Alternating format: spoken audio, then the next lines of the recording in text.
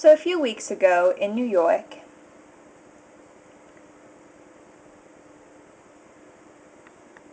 we were having some problems with bugs. And there were bugs all over the place and they were attempting to get into people's homes.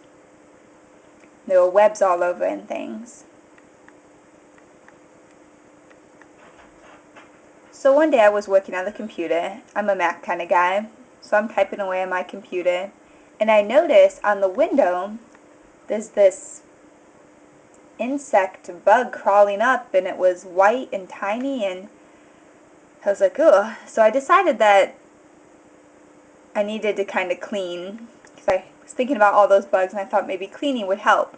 So I cleaned underneath my bed and I was getting rid of trash and just kind of doing a general spring cleaning. And I was hoping that maybe that would solve the problem and all the bugs would be gone. You know, I'd wake up in the morning and I'd feel like bugs were crawling my back and I'd feel all itchy and ugh. I just wanted to make sure that there were no bugs in my house. So one day when I was cleaning, I saw webs in the corner and spiders there, and I was like, ah, crap. So I decided that I should get bug spray and kind of spray around the corners of my house and try to rid my house of these bugs.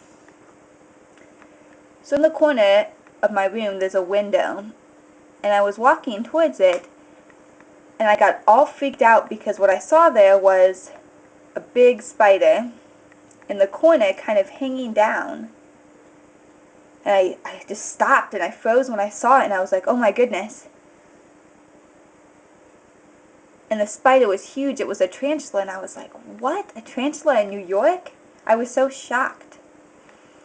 And then I thought maybe because of all the transportation, flights coming in and out of New York, that people from other countries had brought the spiders with them. And the spider was just hanging there, and I was like, oh. And it had orange legs. So I looked at it and I knew that that was a tarantula. So I kind of yelled and I ran out of the house. My family was on vacation at that time, so I was the only one home. So I was like, there's no one here, I gotta take care of this myself, what do I do? So I decided to go and call 911. So I picked up the phone, I dialed 911 and started talking them. Now I use a hearing aid, so I was able to communicate a little bit. And I told them, you need to help me, there's a spider here, I need you to help me, you need to hurry and come, quick, quick, quick. And I kind of explained what was going on to them. You see, as I was growing up, I was trained to listen to certain words. My mom had taught me there were some important words like yes, no, I don't understand, or okay. And those were the important words that you needed to use for communication.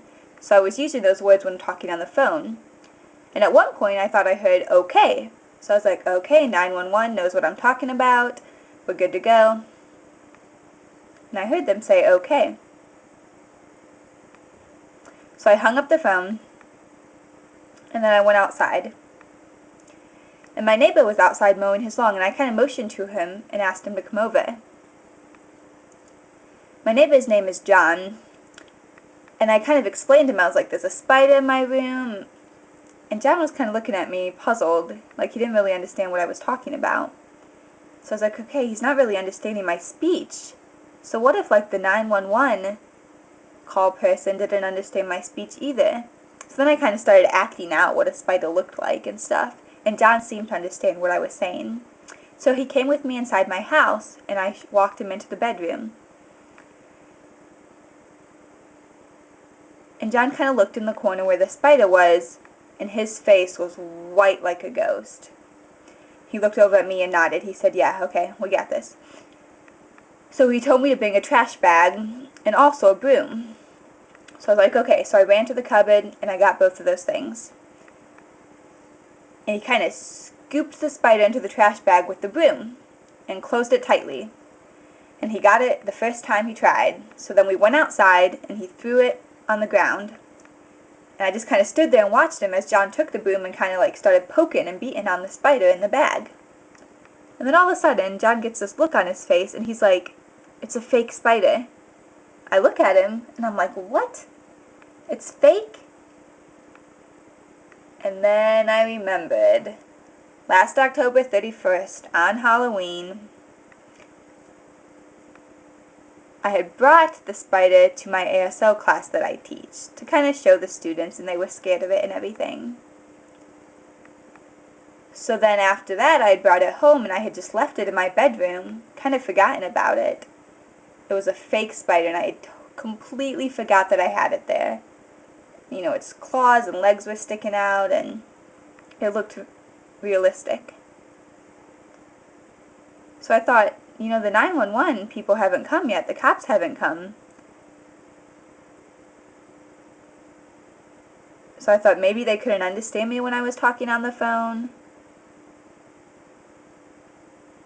And you know, you have to be on the phone 12 seconds before they can trace the call, so I wasn't sure what the issue, but they ended up not coming, and it was alright that they didn't.